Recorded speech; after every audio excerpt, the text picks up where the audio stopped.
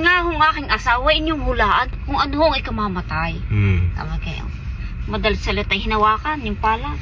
Nawakan ng palat. Ay arimisi si iyong iingatang iyong asawa. At ang ikamamatay nito ay ano? Apoy at bato. Sabi ngayon. So madalas sa umuwi na.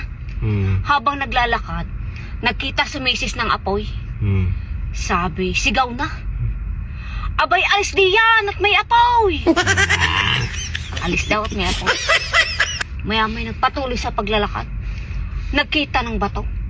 Bunton na bato. Alis diyan at may bunton na bato. Ay digyang ikamamatay mo'y apoy at bato. Sabi ngayon ni Misis. Sa asawa niya? Oo, sa asawa niya.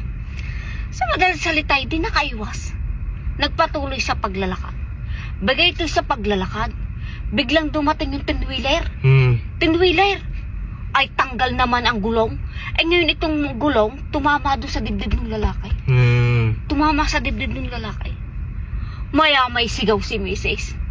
Ay Diyos ko po! Ay bakit gayon ang sabi ng manghula? Anong yabang? Ang sabi, kamamatay ng asawa ko, apoy at bato. Maya may nung kukunin na yung patay. At saka yung gulong, binuhat na. Bigay ito sa pagbuhat. Ay napasalita naman si Miss. Sabi, ay tama rin pala ang sabi ng manghula. Ang ikamamatay ng aking asawa ay apoy at bato.